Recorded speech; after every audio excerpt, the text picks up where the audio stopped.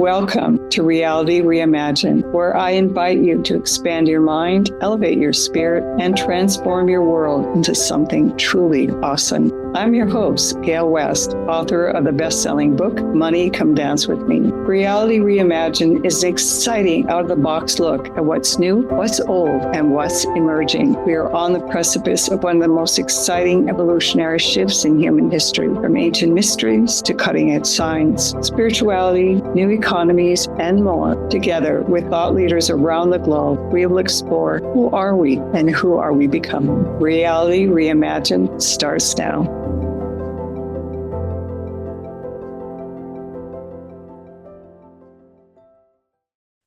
Welcome to Reality Reimagined, where we invite you to expand your mind, elevate your spirit, and transform your world into something truly awesome. I am so excited to have my friend and guest, Denis Greene, on the show today. I met Denis when did we meet? 2019, maybe? That sounds right to me. At an IONS event. Yeah, so we were doing a panel on, I think it was noetic prosperity or money and something like. Do you remember what it was? I do, based on your book, Money, Come Dance With Me, which I want to thank you for. That has improved my life. Oh, thank you, thank you. And we had so much fun. I reached out to Denis a couple of weeks ago, and he was telling me about the research he's been doing. And I said, oh my God, Denis, we have to have you on the show. So I'm going to read your bio a little bit, Denis, and we'll get started. Okay. Denis Greene has been raising $1 million per month. Hello, that's a lot of money for organizations for the past 32 years. He is passionate about the idea of increasing generosity without, quote, fundraising, based on his research into consciousness studies. His research into the techniques of high achievers, along with Dr. Maria Hunt, was published in the International Journal of Innovation, Education, and Research. He has been meditating daily since the age 14. That's a long time, which has led to miracles, including being a cancer survivor and a life of incredible adventure. And we'll talk about it. You do, what was it, alligator wrestling? That's right. Totally. Right. We got to talk about that. He can be reached at denisgreene.com or Denis Greene. Denis Greene1 at Gmail. Yeah. And it's DenisGreene at gmail.com. Okay. So hello, Denis. So happy to have you. And so I ask everybody on the show, what is your vision for a new reality for our world? And what brings you hope at this time? Well, my vision for this new reality, which I applaud your podcast. I've got a lot of nourishment from your podcast. And my hope is that people think a little bit differently, become aware of our interconnectedness. The moment a person has that awareness, then our daily decisions are different. And the thing that gives me hope is my children have heard about what I learned in my academic research, and they put it into practice in their lives. And just recently, one of my children, my oldest daughter, moved to New York City, big risk to pursue her dream. My second daughter has just got 2 patents on a medical device. How old is she? She's 21. Okay. Hello. So, that's pretty young, but I think it's proof I'm not bragging, just saying. that's not bad. That's not bad. Yeah, that's totally not bad. She's off to a great start. Right, I hope so.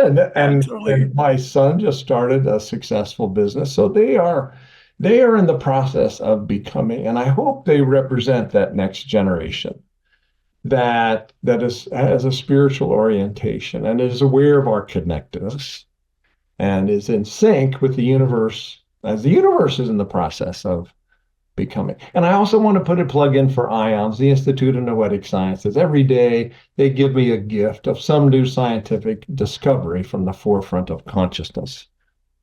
So thank you for letting me share what gives me hope. So, and noetic means intuition, inner wisdom.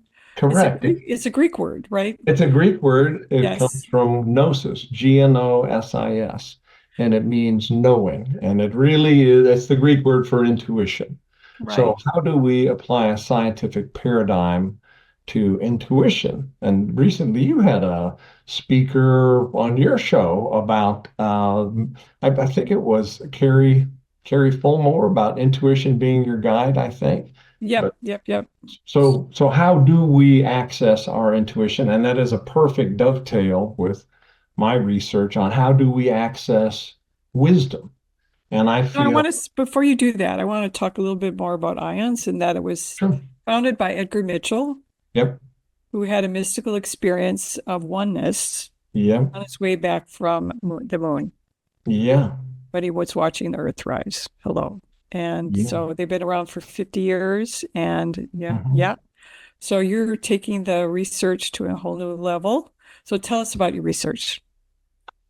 Well, the outcome of the research is it helped me rethink a whole new way of perceiving wisdom. Wisdom is not a list of things to not do.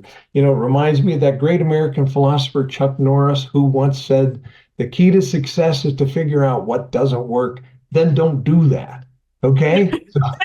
So that's a little bit impossible to Yeah, do. totally. Yeah, but he doesn't tell you what to do. Right, Yeah, exactly. that's not so good. Right, like in the Old Testament, they talked about the concept of the Pharisees just had a million rules of things to not do. So this research helped me reframe and become aware that wisdom really is a skill. And in our research, we interviewed 36 high performers who consistently had home run decisions. And then we interviewed 36 random average citizens. And the discoveries or numerous discoveries were just spectacular. The motivation for this from an academic perspective is that the lack of wisdom is not new. You might have read this study about 16,000 hospice patients. I was a hospice volunteer for 3 years, and it rung true with me to discover that many people die. They're on their deathbed with some significant regrets. 16,000, and the truth emerges at those stark, cold realities of one is facing one's demise, one passage. You're heading out the door and there's no Right. coming back. Or maybe there is coming back, but in a, a new body. Right. They're about to Right. shift Yeah, gears. right. But Right. this time is over. Yeah. Right. And they had a really consistent handful of regrets. Well, I don't want to do that. I don't want to be on my deathbed with regrets. Now, I read a book about men reaching the age of retirement, which I'm basically there. And this young woman took Thoreau's quotation about most people lead lives of quiet desperation. And she examined men at the age of retirement and found that 67% would judge themselves as being in a state of quiet desperation.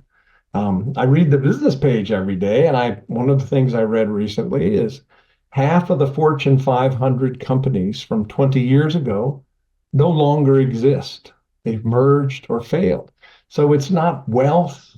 We discovered that it was not wealth or age or gender or race, but rather a daily practice devoted to wisdom that really differentiated those high achievers from the rest of us. And I was very hungry to learn that and adopt that to myself. Part of my motivation was, when I had my transformative experience in Africa, I began to study religious systems, looking for those lists of things to do. Going back to the Middle Ages, I really liked that book, The Dark Night of the Soul. So, in the year 1500, people still had lots of issues. Even Rumi in the year 1200, his poem, The Guest House, those things talk about how the lack of wisdom is not a new problem. This is not a new issue. And I feel very fortunate to kind of having stumbled upon this discovery and then applied it to my life. I had so many failures until I discovered these three cognitive strategies. So I feel like I'm an expert in failure of what to not do. And then this system has taught me what to do. And I do have a successful business. And I've been married now, happily married. for decades.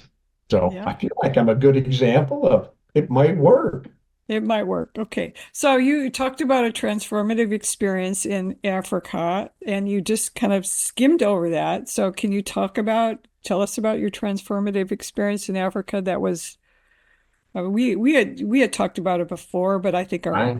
our audience would like to hear about that. Well, it was kind of a sad story. Just shortly after my brother died in a car wreck, I was convinced that I too would meet that fate. So I immediately had to take all the possible risks and have all of life's rich experiences immediately. So I found myself on a motorcycle riding across Africa. And how And old were you at this time? I was 22. Yeah. So yeah. And So how old was your brother when he died? he was 22. Okay then. So it Yeah. was just a couple of years before then. Yeah, right. So I had to go out into the world and take all the possible risks. And so this was a pretty good one. It was a BMW motorcycle, pretty reliable. Well, I got to the center of Africa and was looking at the map, and I thought, gosh, I would love to see the southernmost tip, Point Agulhas. So I turned south and in pursuit of Point Agulhas. And my last stop before making it there was in Cape Town. And it's funny what you could remember so many years ago, but I remember it was a Sunday morning in April, very sunny, perfect weather. I set out on a oceanside highway. It had just been paved. So it was blacktop and there was no traffic and it was dawn. And there's no straight line along an ocean and it curved. And I was going so fast along these high mountain carved out. Over. I was on the oceanside highways heading towards the southernmost tip of Africa. And as I rounded a corner at 60 miles an hour, high up on this cliff, there in the midst of this beautiful scene of the blue sky and the ocean and the curvature of the earth, as I rounded a corner, there in front of me was a pack of baboons blocking the path. And so I thought, well, I could speed up and hit them like a bowling ball, where they'd probably jump on my back and eat me.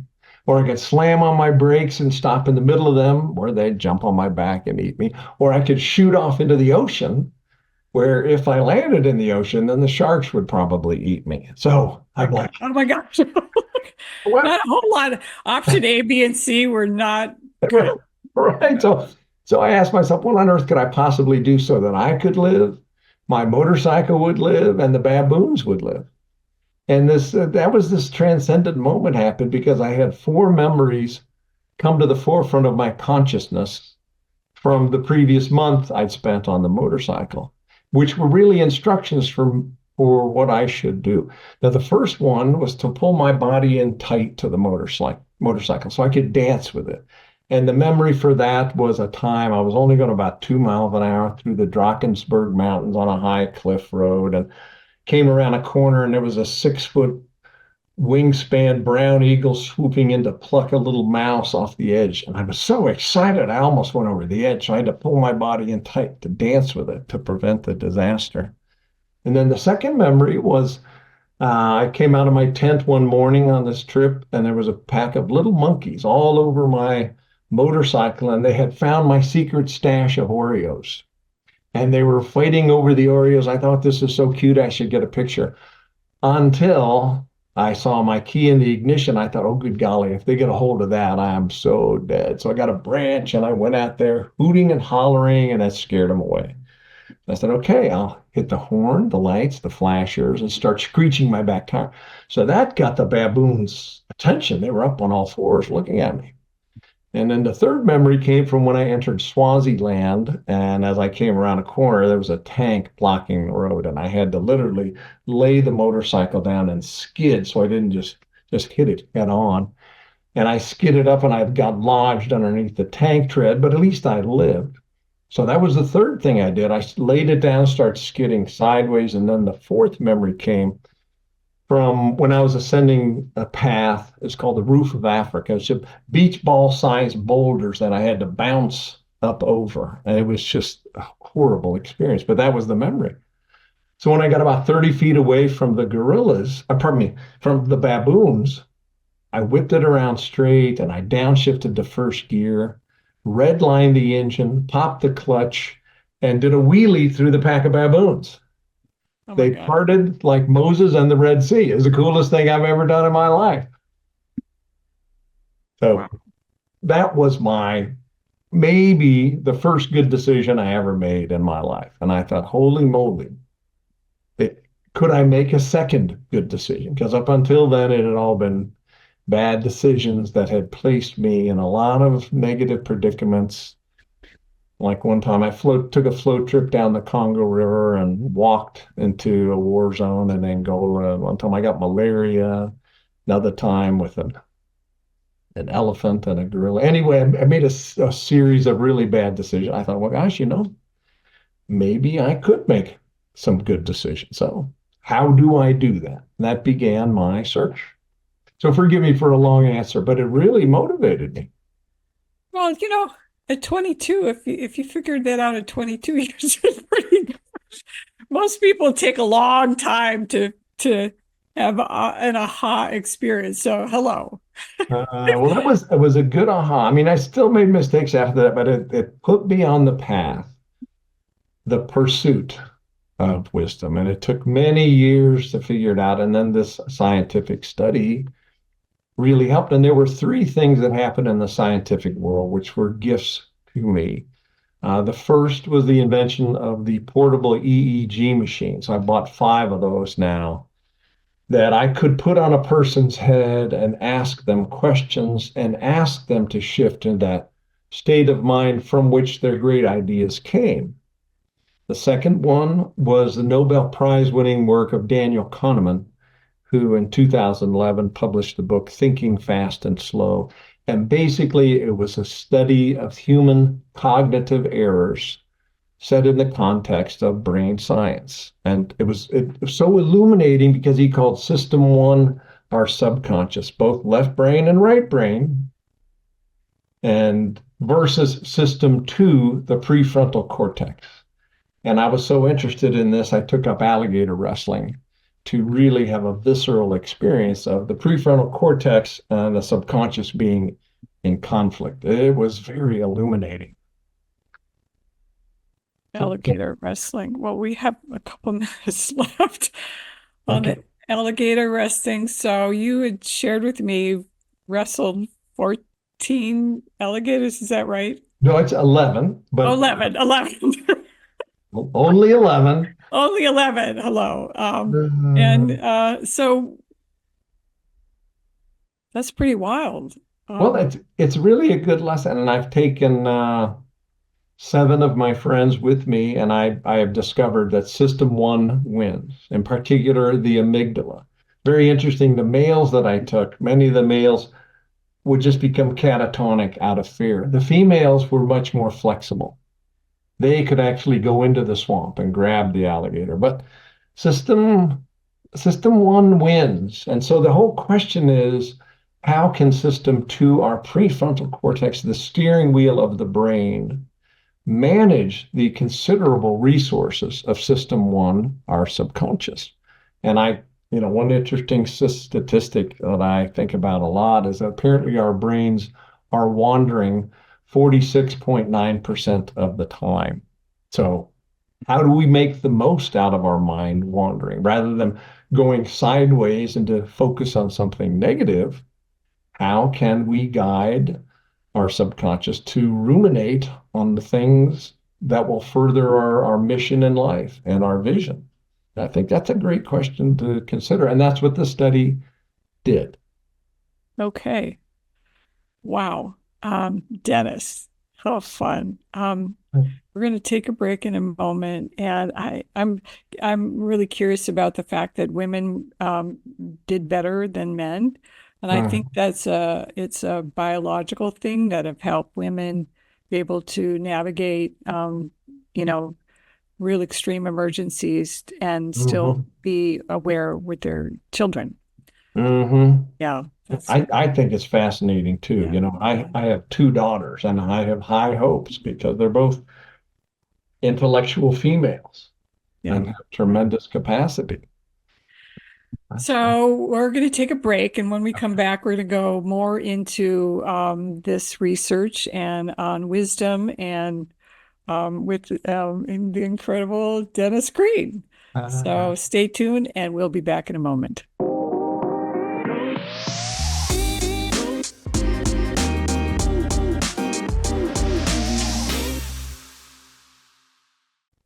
Hello, this is Gale West, and this is Reality Reimagined. I am back with Denis Greene. We've been talking about baboons Uh, and alligator wrestling and wisdom. So, Denis, you were just about to go into your research on consciousness, right? yep. And so let's dive into it. I'm curious, like, can you explain what an EEG machine does? Because Yes. that's really interesting. Yes. So it is an electrical device that connects to our scalp, and it can read the subtle energies flowing through our brain. It's the scientists who study the brain have identified four states of consciousness, with each with a unique electrical signature. Right now, you and I are operating at 20 cycles per second. That's called the beta level of consciousness. Alpha is 10 cycles per second. Daydreaming, imagining, when we're on autopilot driving home. The third state of consciousness, theta, is 4 cycles per second, and that's meditation. That's pretty deep meditation. And the fourth is 2 cycles per second, and that is a deep sleep. And so, what Anna Wise, the researcher, found that if we can maintain our consciousness at 10 cycles per second, we are not conversationalists, but we are in a state of mind where we can access what is above the surface as well as what is below. So the metaphor of looking at an iceberg through a lens that is half above the water and half below, you can see that a little bit of the iceberg is above the surface, but most of it is below. Yeah, So 10 that's a cycles, subconscious mind, right? right, right. So Yeah. the 10 cycles per second is really the key. Now, Dr. Hunt, my co-researcher, was the director of the Consciousness Laboratory at Avila University. And I was a fan of hers, and I sent her a note asking if she would be interested in participating in this study. And as my good fortune went, she was just retiring, and she and her husband, Ralph, were going to move in 6 months to Colorado. So she had a little bit of free time and was very interested. So I was very happy to have a scientist guiding the study so that it would be legitimate and worthy of publication in the International Journal of Innovation. So that's how we began. So you talked about 36. Can you name some names? Is it okay to name some of the people that you studied? Yes, I can. And Okay. beyond the folks that I'm going to mention, we also went through biographies, 300 biographies, Yeah, that's what you're saying. Yeah. and found 100 that correspond, that actually say in their biography their decision-making process. So the first and maybe my favorite was a gentleman named Harold Finch. He created the rotating heat shield for Apollo 13 and then created a Fortune 500 company. Mike Garrett was a Heisman Trophy winner and then built an athletic department from 17 million to 100 million. Patent holder Jim Hart, who has 7 patents building machines. Matter of fact, that interview got me in a lot of trouble with my wife. I remember one Sunday morning, we were walking out the door to go get some coffee, and she said, "We need to talk." Now, you know what that means. It doesn't mean we need to talk. It means you need to listen. So I knew I was in trouble. Yeah. And she says, "Denis, last night I noticed that the auction, this big charity event we went to, I noticed that they seated you next to a patent lawyer, perhaps the most beautiful patent lawyer on earth, and I couldn't blame you for wanting to talk to a patent lawyer because you just had interviewed this patent holder.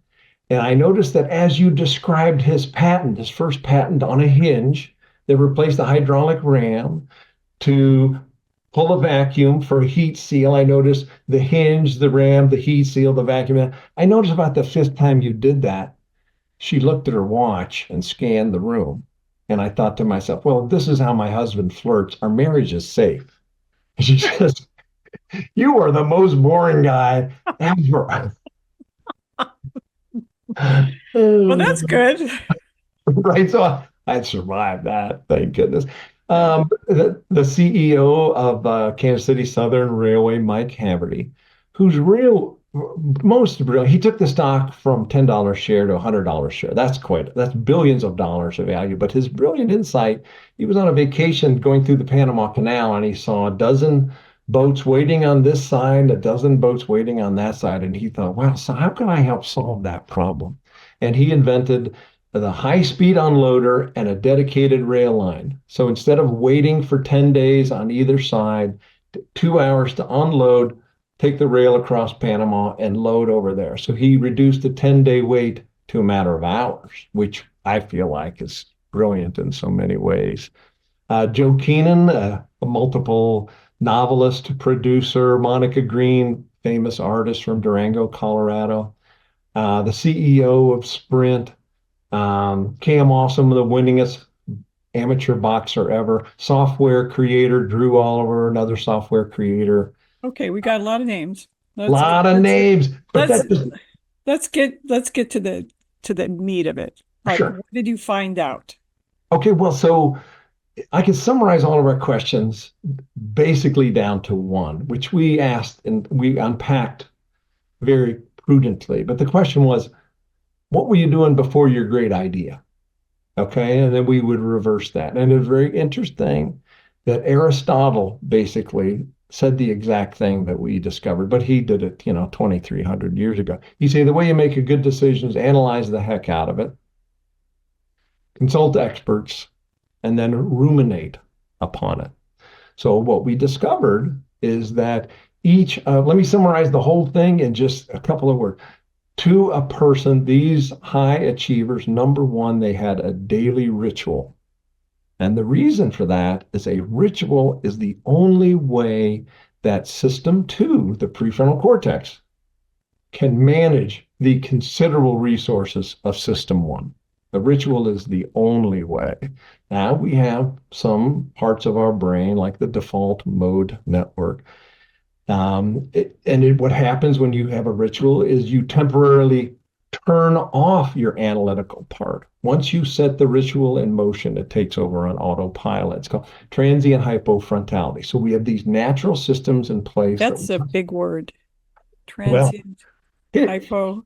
well, I learned a lot from Dr. Hunt. She's just this brilliant woman. Okay, so but So no, basically, what does it mean?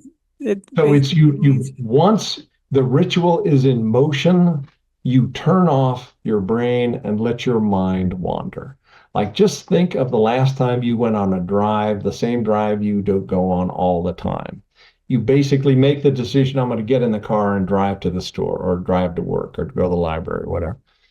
You don't have to make a bunch of little decisions. Your subconscious takes over and gets you there. And you arrive and you're like, oh my goodness, I'm here. That was so weird. So that's our transient hypofrontality, turning it off. So you turn it on when you start the ritual, and then you turn it off and let your mind wander in guided ways. Now, one of my biographies is very recent, is the Kansas City Chiefs quarterback, Pat Mahomes, and the quarterback named Kirk Cousins. They were featured in a Netflix documentary titled Quarterbacks.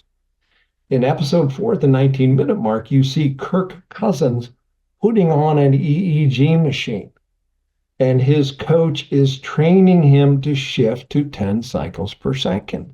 Isn't that fascinating that brain science has created high-performing quarterbacks? That's just fascinating. Pat Mahomes has his. Now, looking back in history, my oldest biography is Hammurabi from about 1700 BC, and he is portrayed on the obelisk that describes the rule of law, and his ritual was praying to his god Marduk. So I read up on him and discovered his prayer was, Dear Marduk, what can I do to not spend so much time being a judge? And he would say that prayer to Marduk every day. And finally, he got the idea, well, you ought to create a rule of law and write them down. So the rule of laws is on this granite obelisk, along with Marduk entering that meditative state of prayer. How cool is that? Okay. wow. So what you're talking about is so I'm thinking about myself. So I was a runner for years and years and years. I got all my Uh-huh. insight running because Uh-huh. I would go into it was a moving meditation for me. And Uh-huh. now my moving meditation is swimming Ah, because it's a repetitive movement. uh-huh. But I also, daydream and meditate and go into an alpha state. But Mm-hmm. that kind of repetitive movement or Yep. repetitive something that is where you don't have to think about something, but Yep. you can, that's when the ideas start coming. That's exactly right. And so it's funny, you and Louisa May Alcott, you remember the writer? She Oh she was yeah. she was a long distance runner. That's where she got all her ideas. Oh my God. So maybe you're a reincarnation. Who knows? Well, there you go. Oh. Well, So, wow. so coming up to the modern day, like Melissa McCarthy, this hilariously funny woman, her ritual is to read a script while soaking in the bathtub and imagining how she would do this. Sarah Blakely, the inventor of Spanx, her ritual was to drive home every day in Atlanta in traffic and invariably be 5 lanes clogged up a parking lot, and she'd be falling asleep at 5 in the afternoon. And her question was, I have to go to this event tonight. What would make me look good? So she had the ritual and she had the third part as well. But So why don't I the go ahead? okay, so the ritual is being in a state um the so doing something that's over and over the same thing, right? Right, right. So so running, if you get Perfect. to the point where you're not panting and you just can run, which Right. is yeah, Perfect.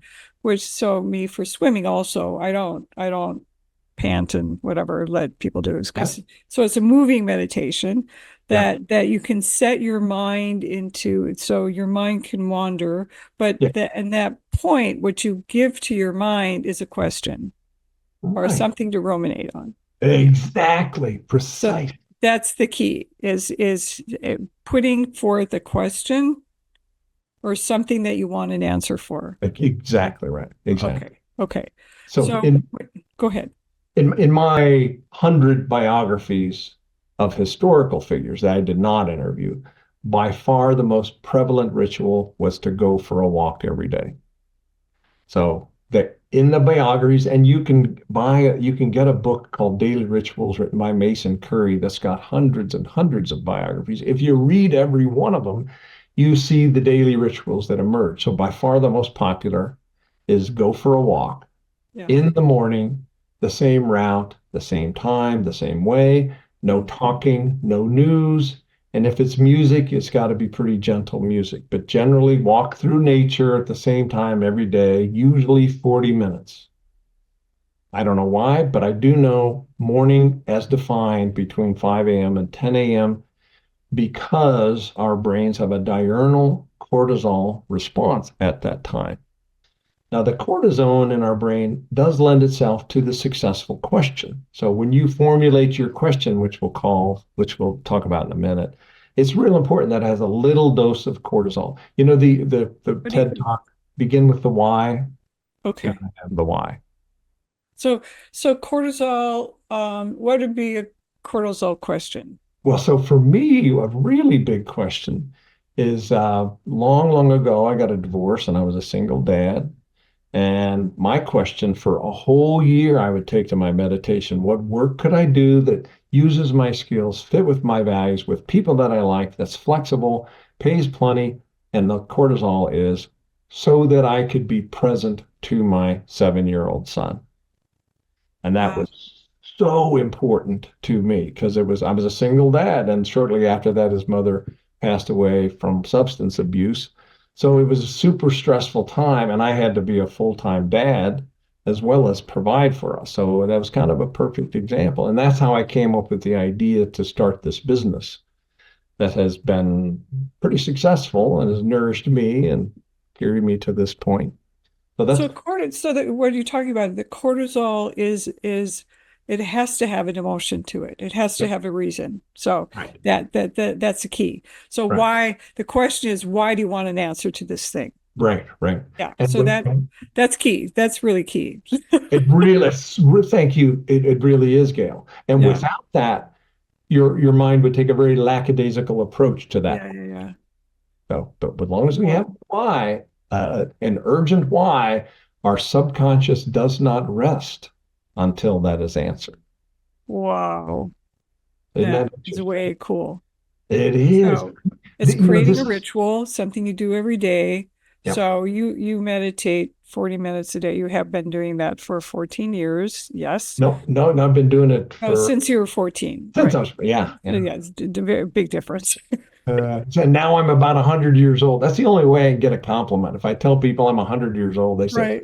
man, you look pretty good. I'm Yeah, like, right. Well, it's supposedly, people that meditate never don't grow old, but whatever. yeah, It takes them a while. yeah, Um, so it's putting forth a question that has an urgency to it. right. You're exactly right. Yeah. So, That's so, the cortisol piece. so number one is the daily ritual. Number two, shift to the contemplative state of mind. And we do that 49% of the time that we're awake anyway, because our mind is wandering. And then number three, have a well-prepared question in advance, written down. And you only have to think of it once when you take off on your walk. And then you turn off your brain, you turn off, and you just become present in nature and appreciative of the beauty and breathing in nature. Yeah. And that transient hypofrontality allows your subconscious to go to work, which is a thing of beauty. And so you're accessing your intuition, you're accessing wisdom. We're talking about wisdom. You're accessing your wisdom. You're Right. accessing that greater knowing. And some people call it their higher self, or, Right. some people call it Holy Spirit or whatever. But it's Mhm. accessing that higher wisdom Mhm. that is always available for us. Mhm. Right. That's what we're Exactly. talking about. And historically, these high achievers just have they it turns out, the difference between the 36 high achievers and the 36 random people. Even the 36 random people had good ideas at some point. The high achievers replicated the circumstances that brought forth their aha moment. The average people did not. So the high So, achievers yeah. replicated that. So you, Gale, you already have this daily ritual. It's perfect. A lot of people don't, they're not deliberate about that. So that's I the th- first. Yeah, and I think the key is having a question. It really is. Yeah, Right. so you can have a daily ritual, you can meditate every day, but if there's not something that you talk about the cortisol, Yeah. the urgency piece in it, Right, right, right. not going to happen. You're exactly right. That upon which we ruminate totally defines our lives. Okay. On that note, we're going to come back in a moment because that's a really powerful quote that people need to think about. And we'll be back with Denis Greene, this amazing conversation about how to be wise. And it's available for every one of us. Yeah. Back in a flash.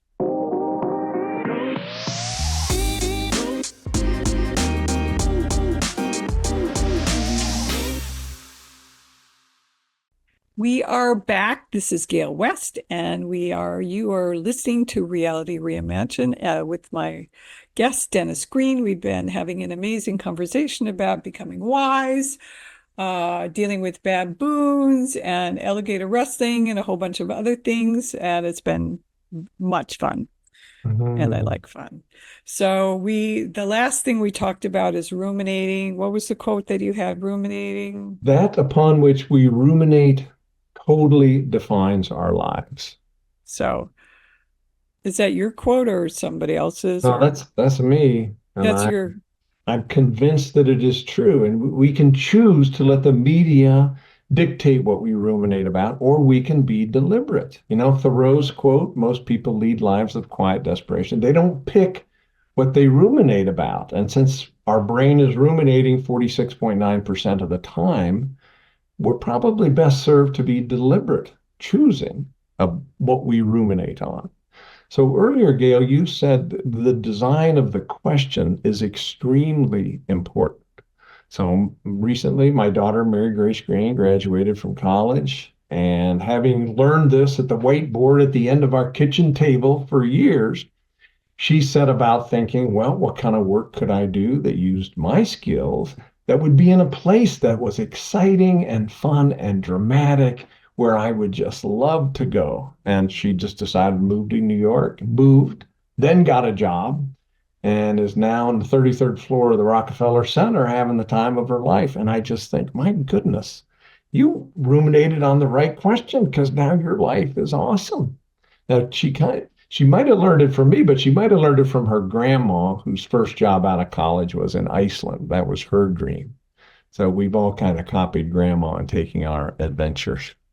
Well, I mean, I want to go back to this idea of rumination because I hear so many people talk about, oh my God, it's so terrible. The world's going to hell in a handbasket. Things going to happen, blah, blah, blah. Um, if you look around, you will see evidence of a new reality, which is why I changed the Mhm. title of my show, Cafe of Delights, which I really loved, to Mhm. reality reimagined. We have to really look around and see that there is a new reality happening, that Uh-huh. it's going to happen. And the more that you give energy to the old paradigm, the more you can keep it stuck. Uh-huh. If you start looking around for something else and you put energy on that, that Uh-huh. allows that to shift. Absolutely. The truth. And honestly, and there's so much fear in the field anyway. If we think Uh-huh. about if you walk into a room and people are really angry, you feel it.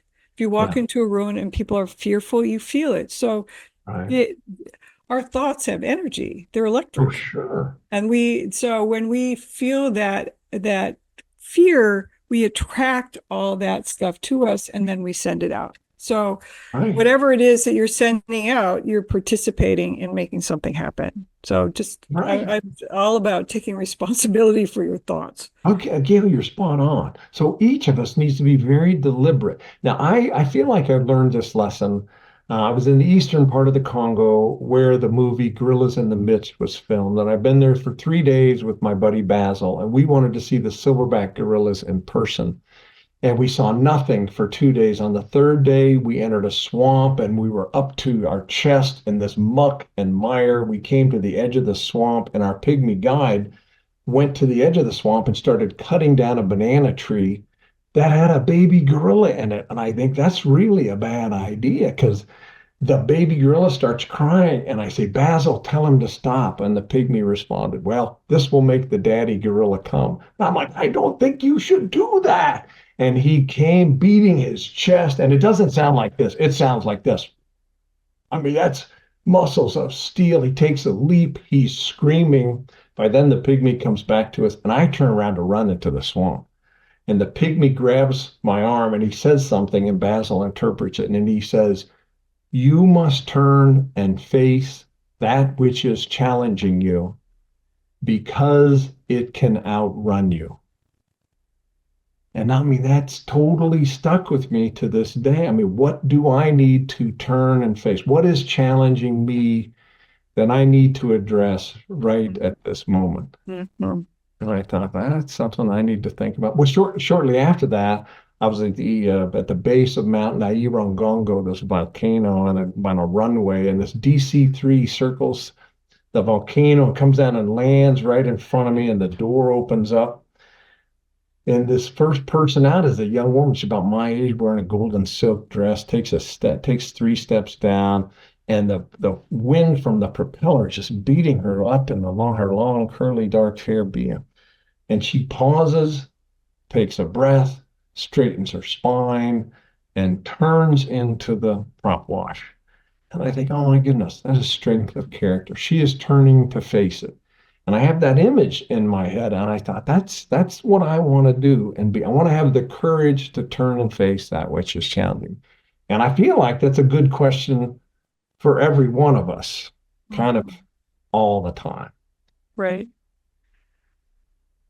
Um, yeah, just take a moment and feel into that. That's really powerful. Yeah, We that was think wonderful. about life and the idea of so many people living with regrets. And what you're basically talking about is accessing the power that we have within us Mhm. and it's not about miracles per se, and it's not about, the power, the attraction and blah, blah, blah, but it's Mhm. about accessing our own personal power and bringing that forth and allowing the universe to support us Exactly. in, yeah, in that which we bring out and that which we want. Precisely. I got a great example. Richard Bach, who wrote Jonathan Livingston Seagull, it was 90% done for 5 years. Then he learned how to meditate. And he meditated on the question, how could I end the book? He came up with the ending, became a fantastic bestseller. He took the Silva method class. Yeah, yeah, Yeah, yeah, Silva. yeah. A lot of people that's been around for a long, long time. It's Oh, it's about great. being able to go to what you're talking about, which is the alpha zone. Right. Yeah, Exactly. yeah, Exactly. right. Taylor Swift talks about it and the many articles about her. She writes best, she says, in the quiet hours of the night. And clearly she is in that That's meditative, quiet state of mind. Tina Fey does her writing late at night in a closet that also has the washing machine. I mean, it's kind of funny how many wonderful stories, if you read biographies and look for this, so many people just reveal this is what I do. Here's my ritual. Here's the shift. Here's the question. And JG, go ahead. yeah. So I'm thinking about the idea of the muse. The Yeah, idea of the muse has been around for forever and ever and ever, and yeah. it's we have this idea that we have to be the genius, Uh-huh. but the genius is something that we can access. The, Right. it's not just us having to be a genius. It's like recognizing that there is a muse. You can call on it in those quiet moments Right. Right. You're when you're open exactly to right. listening. I think the Muse is the perfect parallel. Yeah. And Anna Wise wrote about it in her research, and she said the 10 cycles per second light meditation contemplative state of mind is the right state of mind. You can go to 4 cycles per second, deeper meditation, and experience creativity, but you can't bring it back with you. Yeah. So like a dream, you knew you had a cool dream, but you can't quite remember it. That's because you were too far below the Right. surface. Right. Right. The light meditation that is introduced by the ritual. So you got to have the ritual, be aware of the shift and welcome it, and have that question well prepared. Like I was going to tell you, J.K. Rowling, her ritual was to take this long train ride into London for her job at Amnesty International. And she had a child and nephews and nieces and was pondering the question, what kind of book could somebody write that would inspire the children of England to read? That was her question over and over again. And then one day she just had a flash of insight. And the entire series, the entire Harry Potter series descended into her consciousness. And it was all there and available to her. So I guess what you said about the universe conspiring to help us, our subconscious wanting to help us, I think you're spot on. And I feel like these three things are kind of the key. It's simple. Anybody can do it. It's backed up by science. It's backed up by so many successful people that all of us should do this starting today, this minute. So it's interesting, this idea of a ritual. So there's a lot of stuff about doing something at the same time Mhm. and in the same way. I'm curious about like what happens when you do a ritual. Is it that the unconscious mind just goes, "Oh, this is now what we do," or that it builds up energy with the ritual? That's Um, I think that's a great question, and I myself and I'm so happy that I have a spouse that has the same kind of curiosity. So, last year we just decided to go experience a different church ritual every Sunday. And we went to different churches to see their ritual and how people enacted it. And it was just automatic to see and I think there's something to Rupert Sheldrake's morphic field theory in the subtle interactions of groups. The purpose of ions is to scientifically prove our interconnectedness. And I so believe that. So imagine if we have rituals together that are meant to discern how to make the world a better place. Yeah, yeah, that's cool. I think you're right on. It would be an amazing world. So we have a few minutes left. So I want people to be able to contact you. And how can they find out about this research they did? So what is your website? DenisGreene.com, DenisGreene.com. And you can email me, DenisGreene1@gmail.com. And I'm a nerd about this. I would talk to anybody at any time. So, and of course, I'm writing a book, and it's very difficult to carve out the time. I need my daily ritual of writing. That's what I need. Yeah, and you have to make it, you have to get some cortisol behind it. Right, right. And up until just recently an empty nester. My youngest just went off to college. So now I've got a little consciousness extra, space that I can Your now. cortisol can be, you're going to help the world, which I know is really important to you, Aperture. to bring this wisdom to the world. Yeah. Yeah. And so if you had some last words of wisdom, Denis? Yes, and I would echo what you said earlier. The choice and the design of your question that fits you right at this moment is really the most important thing you can do, because we all do have daily rituals. We all do shift to that mind-wandering state of mind. So please be prepared. Design a question. The best questions are complex and lengthy and not easy. And maybe the best question goes back to the gorilla and the pygmy. What challenge do I need to face right now in my life? So the listeners, good luck, go forth, God bless, design a really good question, because that will totally define your life. And Gale, I want to thank you. Thank you very much for inviting me to participate. This has just been such fun. And thank you, Denis. This is Gale West, and you are listening to Reality Reimagined. We go live every second and fourth Thursday of the month at 10 a.m. Pacific, 1 p.m. Eastern. Yes. And tune in. And if you miss it, you can always go to my website, successwithsoul.com, and have a lovely, lovely day. Thank you for tuning in to Reality Reimagined with me, your host, Gale West. Listen and watch live every second and fourth Thursday at 10 a.m. Pacific on transformationtalkradio.com, where you will have the opportunity to expand your mind, elevate your spirit, and transform your world into something truly awesome. Reality Reimagined is an exciting out-of-the-box look at what's new, what's old, and what's emerging, exploring the questions, who are we and who are we becoming? For more information on hope and transformation for your new reality, visit me, Gale West, at successwithsoul.com.